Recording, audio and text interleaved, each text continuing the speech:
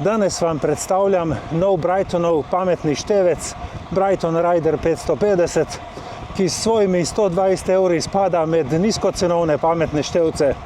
Kljub temu pa za to ceno obljublja kar precej funkcij, ki jih bom na tej vožnji seveda tudi stestiral. Živjo, en prav lep kolesarski pozdrav. Smo v drugi polovici februarja, ura je že 20 do 5 popoldan. Vreme tako megličasto, ampak vseeno prijetnih 14 stopinj Celzija. Jaz želim ta števec kolikor toliko dobro stestirati, tako da mu povsem zaupam. Na kolo sem dal samo ta števec, nobene rezerve nimam, in če bo na koncu uspelo shranjevanje vožnje, jo bom objavil tudi od spodaj v opisu videa, kamor bom dal link do svoje Strave. Ampak pejmo lepo po vrsti in naj vam najprej pokažem, v kakšnem paketu je števc prišel in katere so tiste osnovne reči, ki jih dobiš zraven. Tako izgleda tale Brighton Rider 550. Iz škatlice je razvidno, da ima barvni ekran. Od zadaj piše, da je 2,8-inčni in pa zanimiv podatek, da zdrži baterija kar 37 ur. Tukaj na strani pa na hitro še vidim, da ima turn-by-turn navigation, da prikazuje samo križišča, ne pa zemljevidov, podpira skupinske vožnje, povežeš lahko na njega radar preko ANT+ povezave, ima Climb Challenge, ima Live Track, povezavo tudi z D2 menjalnike. V glavnem ima kar nekaj tistih osnovnih funkcij, ki jih pričakuješ od tazga števca. Zdaj pa še odprem in pogledam, kakšen je not. Osnovna navodila, nastavki za montažo na krmilo, dodatna ploščica za spodnjo stran števca, ki je primerna za nosilce Garmin, varnostna vrvica, polnilni kabel USB-C in pa seveda sam števec. Realno izgledajo navodila ful obsežna, ampak tukaj je pol stolpca, kjer so samo sličice, kako kaj deluje, in pa pol stolpca v angleščini z osnovnimi navodili. Števc sem potem takoj na začetku dal lepo polniti, tako da sem ga spravil na 100%, potem sem šel pa nastavljati podrobnosti. Vstavljanje vrvice je res zelo preprosto. Pride pa fajn, sploh na gorskem kolesu, če slučajno padeš, da bi števc izgubil ali kaj, on ostane pritrjen na krmilo, ker če ne, kje ga boš iskal po kakšnem grmovju, če ti odleti dol z ceste.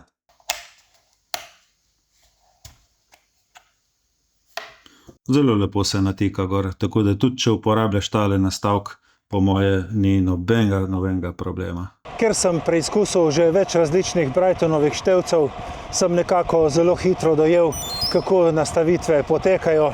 Še največja ovira je bila to, da zaslon ni touchscreen. Ampak je vse treba upravljati z gumbi. Se pravi, tle sta puščici gor in dol, tukaj je gumb OK.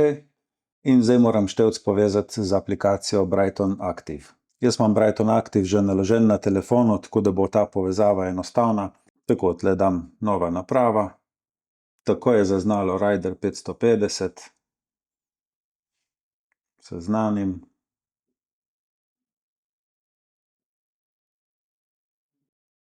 Ok.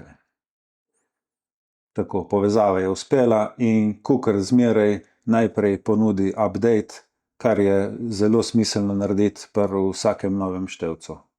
In zdaj počakam, da se ta update naloži.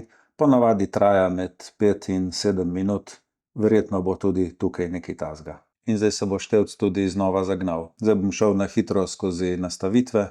Predvsem gre za to, da nastavim jezik. Tukaj sem videl, da slovenščine ni, sem zbral angleščino. Potem nastaviš format datuma, da imaš najprej dan, mesec, leto, ker če ne, je lahko kakšen ameriški format. In pa časovni format, ali imaš 12 ur ali 24 ur, take malenkosti. Senzorje bom na števc povezal kasneje, edino srčni utrip imam že na sebi, pa ga bom probal kar takoj. Se pravi, grem na menu, nastavitve, senzori, dodaj novega, srčni utrip.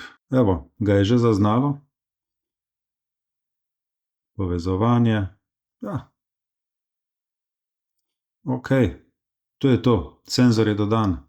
Se mi pa zdi, ko enkrat dojameš tole uporabo z gumbi, ni tak problem in se da stvari dokaj hitro nastavljati. Imaš na voljo samo enega kolesarčka, to se pravi, da imaš samo en profil za vožnjo. Recimo pri boljših števcih imaš lahko en profil za cestno kolo, pa enega za gorsko, pa mogoče za gravel ali pa doma za trenažer. Tukaj je videti, da je samo eden. Imaš pa lahko na števcu prikaz več različnih zaslončkov, naprimer tale osnovni z 10 podatki, pa potem lahko povezavo z elektronskim menjalnikom, pa prikaz zemljevida ob navigaciji in Climb Challenge, če greš v kakšne klance. Zdaj ga bom dal tukaj na okensko polico, da se poveže s sateliti, tako da bo dobil še pravilno uro in datum. Trajalo je približno 3 minute. Upam, da je tu samo zaradi tega, ker je prvič in da ne bom vsakič na dvorišču čakal 3 minute, ko se bom hotel odpraviti na eno vožnjo. Na samem števcu nimaš funkcij, da bi spreminjal podatke na zaslonu, ampak to lahko počneš z aplikacijo Brighton Active in vidim, ko spreminjam tukaj na telefonu zaslončke, da se spreminjajo tudi na števcu. 10 podatkov je maksimalno in potem si pa tukaj vsakega posebej lahko nastaviš, kaj naj ti prikazuje, recimo kalorije, pa damo tukaj heart rate. Evo, in se potem na tem mestu prikazuje srčni utrip na mesto kalorij. Pred začetkom vožnje sem števc povezal še s svojimi ostalimi senzorji, senzorjem kadence, z radarsko lučko, pa z elektronskim menjalnikom D2. Povezava mi edino ni uspela s senzorjem hitrosti, ampak sem pol študiral, možno, da mi je tudi crknila baterija. Tako da je ne bom trdil, ker načeloma povezava s temi senzorji je dokaj enostavna in ne bi smela delati problemov. Pa še to mi potem ni dalo mira in sem kar med vožnjo še enkrat preveril. Senzor hitrosti se je pojavil v nastavitvah in povezava je šla brez problema. Očitno je rabil samo malo več časa, da se zbudi.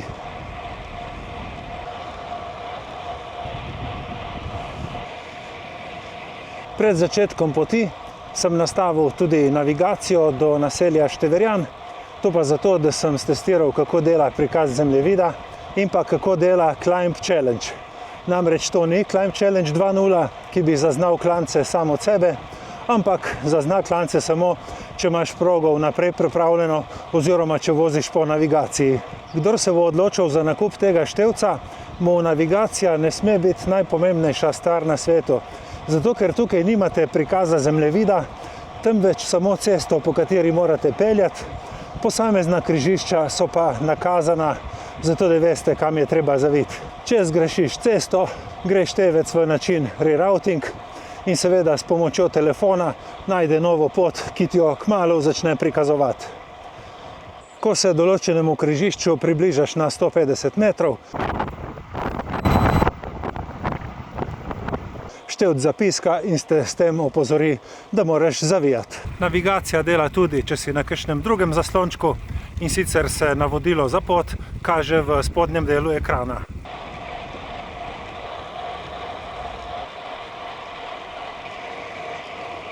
Med vzponom na Števerjan sem imel potem na voljo še en dodaten zaslonček, kjer sem videl profil naklona in ostale podatke, ki si jih lahko prilagajaš v aplikaciji Brighton Active. Tudi ostale funkcije, ki sem jih testiral, so delale po pričakovanjih. Recimo povezava radarja s števcem je delovala brez problema. Ko se ti avto začne približevati, si opozorjen z zvokom.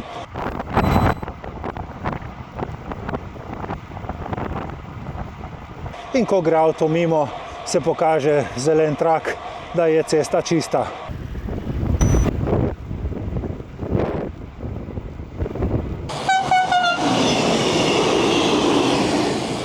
V aplikaciji sem omogočil prikaz obvestil in ko mi je soproga poslala SMS, sem bil o tem obveščen na ekrančku števca.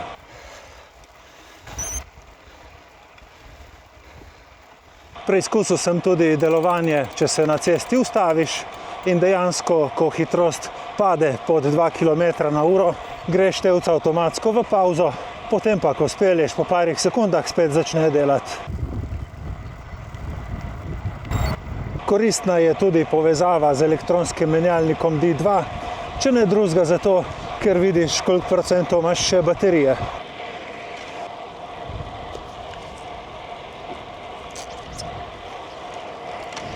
Če sem kakšno stvar pogrešal, sem pogrešal opomnik za pitje. Toliko sem že navajen, da me števc opomni, kdaj naj kaj popijem, pa še danes, ko sem se motil s kamero in s telefonom, bi mi res prišlo prav, če bi imel kaj takega, ampak ta števc tega nima in seveda za to ceno tudi ne moreš pričakovati, da bo imel ne vem kaj.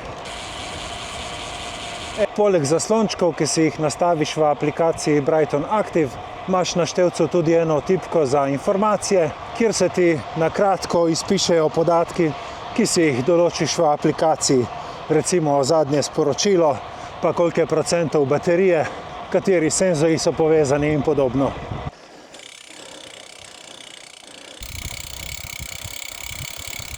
Ena stvar, ki ni delala, pa je meni kar precej pomembna, je live track. Kljub temu, da je števc na začetku napisal, da se je live track štartal, sem pa jaz v aplikaciji videl, da live track ni uspel, ampak ne glede, koliko sem se trudil, ga nikakor nisem mogel zagnati.